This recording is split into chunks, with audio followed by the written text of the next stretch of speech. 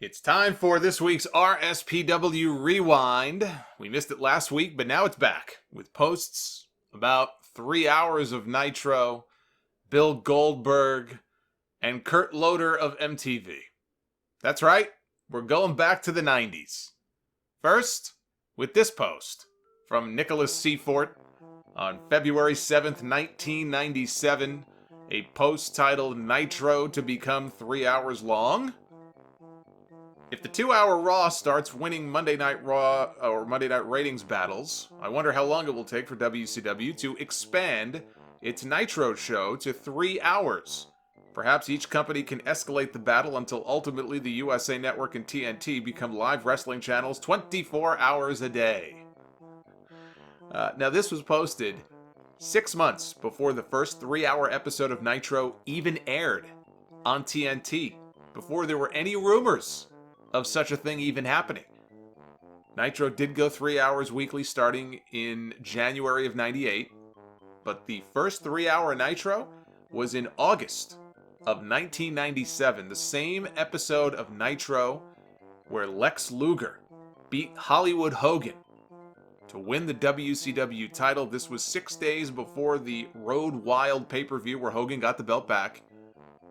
I think from that point on, I believe all of the go-home episodes of Nitro before the pay-per-views were all 3 hours, I believe, until it became a weekly thing starting in 98. Dreamer responds, ROTFL, rolling on the floor laughing. If Nitro did expand to 3 hours, that would mean more Hacksaw Jim Duggan versus Mike Enos matches, Jerry Flynn against Mark Starr, Chavo Guerrero Jr. against The Gambler, Glacier against Buddy Lee Parker, Ice Train against La Parka, plus an extra 15 minutes of nothing but Deborah McMichael. Who the hell wants to see that? Ron says, I certainly hope not. It's bad enough sitting through half the show now. I only flip to it once in a while as it is. I did notice on WCW Saturday night they were advertising a new start time of 7:55 p.m. on Monday nights. If this keeps up, the Monday night shows are going to start the week before they air.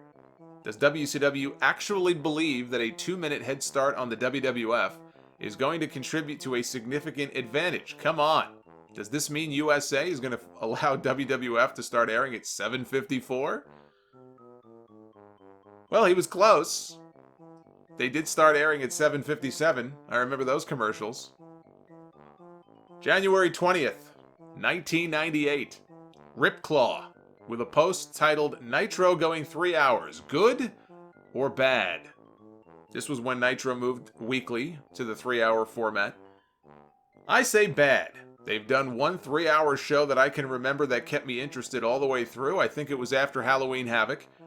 But to do it on a weekly basis when most of the big stars are limited in their appearances, and that's what people want to see, and the jobbers that will fill the 3 hours and time fillers that you know is going to happen, and don't forget Thunder, now I see oversaturation of the audience that is going to turn them off.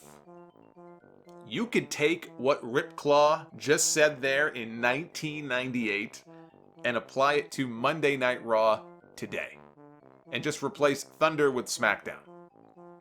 It really is something to go back now in light of what's happened on Raw, or to Raw since the show expanded to 3 hours in 2012.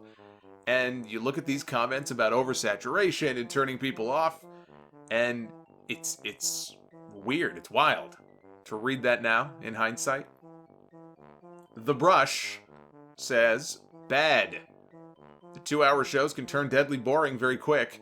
They fill the 2-hour show with so many talk segments there is very little wrestling to watch. I am one of those poor working folks who has to get up at 4:30 a.m. for work. It's already a stretch for me to make it until 10 p.m. I use the RSPW to read about what I don't get to see, and that works for me. Sounds like a lot of people who email me today to tell me that they just listen to this podcast to catch up with what's going on. They don't even bother watching. This was already happening in 1998. Perry Wolf. It's a pretty badass name. Actually, Ripclaw is pretty cool too. But Perry Wolf. There really is nothing else on Monday nights and Thursday nights that even comes close to competing with WCW. WCW Monday Nitro is the #1 cable TV show. 3 hours will do fine. Oversaturation? Not if they are creative enough. Jerry Moran. Would they be willing to go 3 hours if Raw wasn't still on at that time? Hell no. The only reason they're going 3 hours is because the whiff is about to go through the roof, well, whatever the fuck that means, with this Tyson thing, and it's a big fuck you to Vince McMahon. Right now, WCW puts on 10 hours of wrestling every single week, and while they have a huge roster, they rarely showcase it. When they do, the fans don't give a damn. There's no need for them to do it except for the continual need for WCW to try to prove its superiority. Eventually, people will get tired of seeing the same thing on all 10 hours of wrestling and give up. Alright, see, now this is really eerie now. This now is getting really eerie. RSPW had this stuff nailed 20 years ago. Now, on that same date, switching to a totally unrelated thread, January 20th, 1998, by Pete Koff, titled, I hope the WWF doesn't get back to #1. I'm afraid it's going to happen, he says, with this whole Tyson thing, along with the exposure of Austin that Austin is getting on MTV, the WWF may move back to #1 in the ratings. I hope not, because A, I despise Vince McMahon, and B, WWF doesn't really have the best wrestling. By the way, does it piss anybody off that wrestling may become in or a fad? I mean, someone mentioned a guy at one of those dumbass Rock and Jock charity softball games on MTV with a 316 sign. The kids that will get into wrestling by watching MTV are those total trend-following poser pricks who suck the life out of anything cool by leeching onto it. I feel we must protect wrestling. Kind of funny since I hate when people say wrestling is stupid, but I guess in the end, if these same pricks who hate it start watching it because Kurt Loder does a documentary on it with Austin Powers, then I guess I wouldn't want to watch with them. Beware. It happened to music, grunge, new wave, alternative, and now electronica.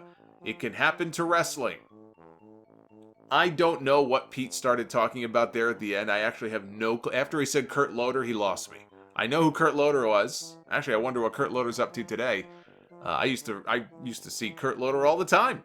Those MTV news updates back in the day. So I don't know what he was talking about there at the end. But he probably was not very happy when WWF started being invaded by the casual fans in droves, who all apparently like Kurt Loder. Man, I haven't heard his name mentioned in years. Jazzman says, you know, I always make sure to read your posts, Pete, but after this one, the only thing I could think to say is that you gotta get a life, man. And maybe you want to think about cutting back on the caffeine a little bit too. Alex Demchuk says, you're a sheep. WCW and WWF both put on entertaining shows. You seem like the kind of guy who would pay his friends with a Nielsen box to watch Nitro so it gets ratings. What a dumbass. About a week later, on January 28th, 1998, a post titled, Goldberg is not an Austin ripoff. This person was adamant. Mike Price was adamant that this is what he had to say about the situation. Goldberg does not wrestle like Austin. He doesn't talk like Austin. He doesn't act like Austin. He is not the same size as Austin. There are two similarities only. He is bald, and he is built well. At least with the old Stone Cold. Recently, Austin is getting fat. Wow. Fat Austin in January of 98. You heard it here, folks.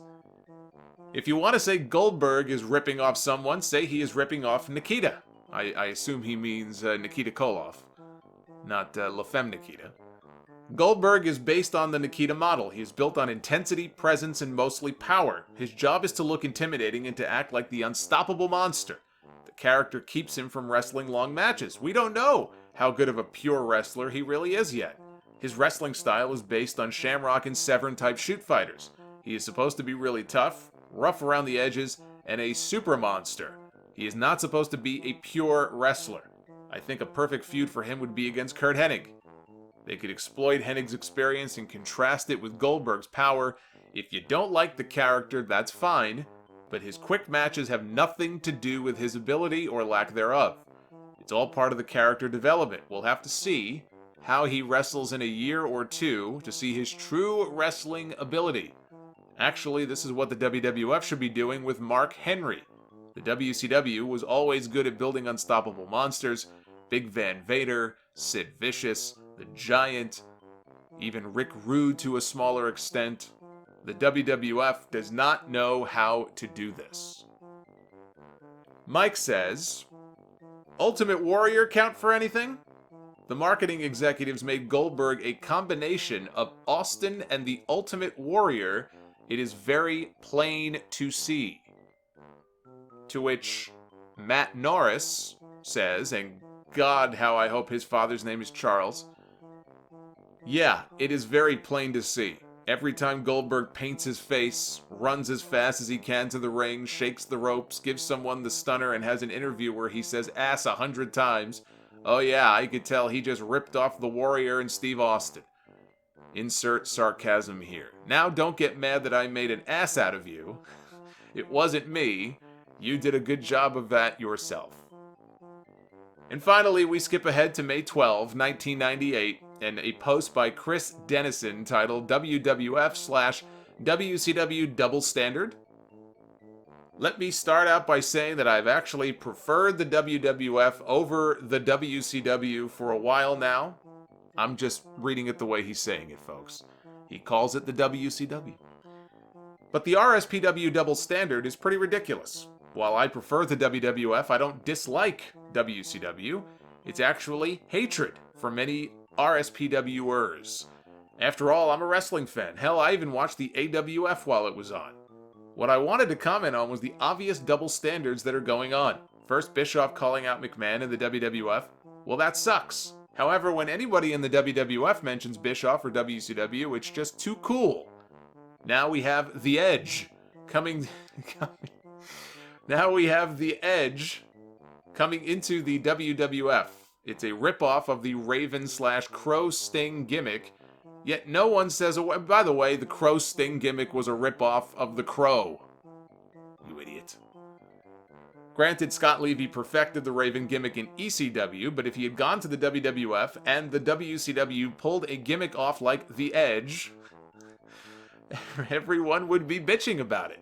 I just don't see how everybody could be so biased towards one fed as to constantly praise it while constantly dogging the other no matter what they do. That's just the way that I see it. And here we are today with WWE and AEW, and people complaining about there being a double standard there as well. I see these posts all the time. But can I just point out his constant references to The Edge? Is that what they were calling him when he first showed up on TV? Maybe they called him that once and then they stopped. Is that what happened? Like, remember Undertaker used to be Kane the Undertaker and then he was just the Undertaker? I want to give this guy the benefit of the doubt. Did they ever call him The Edge? I don't remember that. I can't tell if he's talking about Adam Copeland or U2. But this has been your weekly reminder that putting the word "the" in front of something can make it infinitely funnier.